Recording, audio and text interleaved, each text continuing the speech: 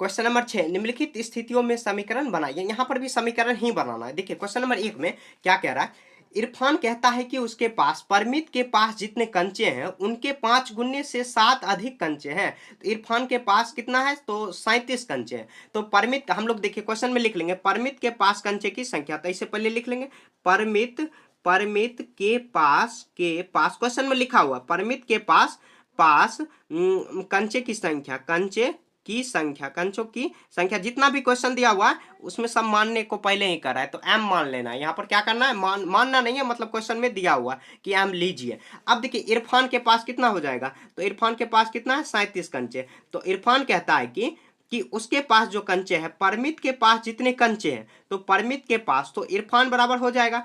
तो हम लोग ऐसे कर लेंगे, तो परमित के पास, तो क्वेश्चन में कह रहा है इरफान के पास कंचे, इरफान कहता है कि तो इरफान बराबर क्या हो जाएगा, इरफान बराबर हो जाएगा, तो परमित के पास जितने कंचे हैं, तो परमित के पास कितना, एम कंचे हैं, एम यहाँ पर दिया हुआ है, एम जितने कंचे हैं उनके 5 गुने, तो उनके 5 गुने 5 गुना कर देंगे, में 7 अधिक है, तो 7 अधिक कर देंगे बराबर कितना, तो 37 कंचे। तो कितना हो जाएगा समीकरण 5 गुना, तो कितना हो जाएगा 5m बराबर प्लस 7 बराबर कितना, 37। तो यही समीकरण हो जाएगा। आगे समीकरण सॉल्व नहीं करना, यही इसका आंसर हो जाएगा। समझ गए। देखिए क्वेश्चन में जो कह रहा है वैसे कर देना है। इरफान बराबर इतना, मतलब क्या, जो परमित के पास कंचे है तो एम कंचे उसका 5 गुना, तो 5 गुना में 7 अधिक, कम कहेगा तो माइनस कर देते, अधिक कहता तो यहाँ पर प्लस कर देना है, ठीक है। तो यहाँ पर देखिए प्लस 7 बराबर 37 है, तो 37 बराबर कर देना, यही उसका आंसर हो जाएगा। समीकरण ही उसका आंसर होगा, क्योंकि क्वेश्चन में कह रहा है समीकरण बनाइए, समीकरण हम लोग बना लिए। आगे देखिए, लक्ष्मी के पिता की आयु 49 वर्ष है। उनकी आयु लड़की की आयु के 3 गुने, लड़की कौन, तो लक्ष्मी, आयु के 3 गुने से मतलब 4 वर्ष अधिक है। तो लक्ष्मी की आयु y लेना है, तो हम लोग लिख लेंगे लक्ष्मी की आयु कितना है, तो y वर्ष, तो लिख देंगे लक्ष्मी बराबर y वर्ष, y लिख देंगे, लक्ष्मी की आयु y वर्ष। अब देखिए उनके पिता का आयु कितना हो जाएगा, तो उनके पिता का आयु हो जाएगा, उनके पिता की आयु 49 वर्ष है। उनकी आयु जो है लक्ष्मी की आयु से, तो मतलब बराबर कितना करेंगे, तो लक्ष्मी की आयु से, तो लक्ष्मी का आयु y वर्ष है, पिता का जो आयु निकालना है लक्ष्मी की आयु के 3 गुने में कितना करेंगे, 3 गुने में 4 अधिक, तो 4 वर्ष अधिक करा देंगे, 4 वर्ष अधिक, अब बराबर कितना 49 प्राप्त हो जाएगा, क्योंकि 49 वर्ष है। तो y गुना 3 तो 3y, अब प्लस 4 बराबर कितना हो जाएगा, तो 49 हो जाएगा। तो यही इसका आंसर हो जाएगा, यही समीकरण ही उसका आंसर डायरेक्ट हो गया। 2 नंबर हुआ। आप देखिए 3 नंबर में, 3 नंबर सॉल्व करते हैं। तो 3 नंबर क्या दिया हो, अध्यापिका बताती है कि उनकी कक्षा में एक विद्यार्थी द्वारा प्राप्त किए गए अधिकतम अंक और प्राप्त किए गए न्यूनतम अंक के 2 गुना धन 7 है, मतलब प्लस 7 है, ठीक है। तो यहाँ पर प्राप्त किए गए अधिकतम अंक, यहाँ पर न्यूनतम अंक क्या प्राप्त करना है, तो न्यूनतम अंक एल लीजिए। हम लोग देखिए यहाँ पर लिख लेंगे न्यूनतम अंक बराबर न्यूनतम प्राप्त अंक बराबर कितना, एल लेना है, सॉरी एल, यहाँ पर एल दिया हुआ है, तो एल। अब देखिए क्वेश्चन में क्या कह रहा है कि अध्यापिका बताती है कि उनके कक्षा में अधिकतम अंक जो है, प्राप्त किए गए अधिकतम अंक, तो प्राप्त किए गए न्यूनतम अंक के 7 गुना, तो एल न्यूनतम अंक हुआ, तो अधिकतम कितना हो जाएगा, तो यहाँ पर न्यूनतम जब एल दिया हो तो अधिकतम क्वेश्चन हम लोग सॉल्व करेंगे तो आ जाएगा। तो यहाँ पर देखिए एल निकाला हुआ है, तो न्यूनतम अंक जो अध्यापिका बताती, क्या अधिकतम अंक जो है, मतलब क्या अधिकतम अंक बराबर प्राप्त किए गए न्यूनतम अंक के 2 गुना के 7 अधिक है। तो यहाँ पर 2 गुना से 7 अधिक है, ठीक है, तो 7 अधिक है। अब क्वेश्चन कराए प्राप्त किया अधिकतम अंक कितना है, 87, तो 87 के बराबर कर देंगे। यहाँ देखिए 2 गुना एल, तो 2l प्लस 7 बराबर कितना हो जाएगा, तो 87, यह इसका आंसर हो जाएगा, यही समीकरण बन जाएगा, ठीक है। आपको भी डायरेक्ट ऐसे ही बना देना।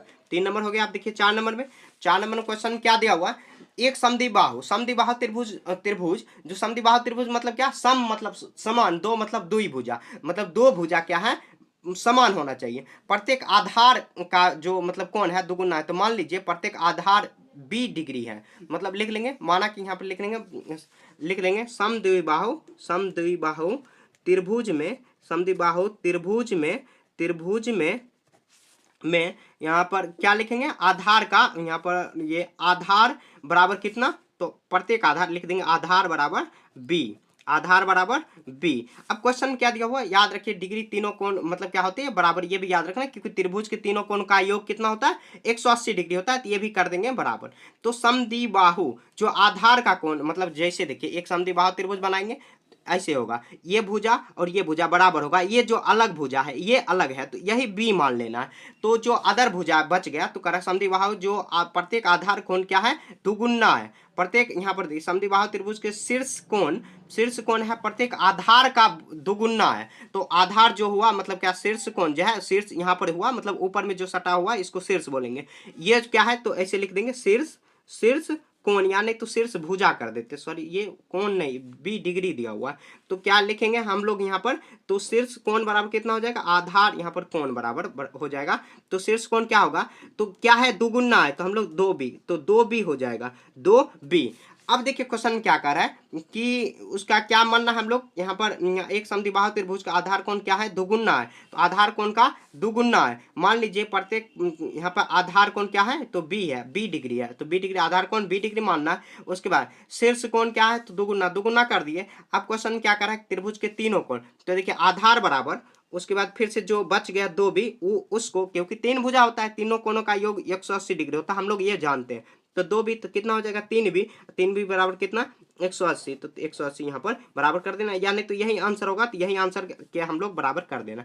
आगे सॉल्व अगर नहीं किया हुआ तो आपको भी अगर आगे सॉल्व नहीं करना है, यही आंसर हो जाएगा। ठीक है, यहाँ पर देखिए एक बार और समझ लेते हैं, आपको ये समझ में नहीं आया होगा।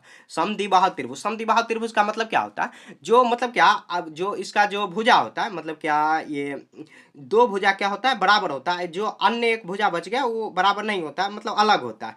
तो जो आधार जो कोण है वो b डिग्री मानना है क्वेश्चन में, शीर्ष कोण ये दोनों क्या होगा, दुगुना, क्वेश्चन कह रहा है दुगुना, दुगुना करा दिए।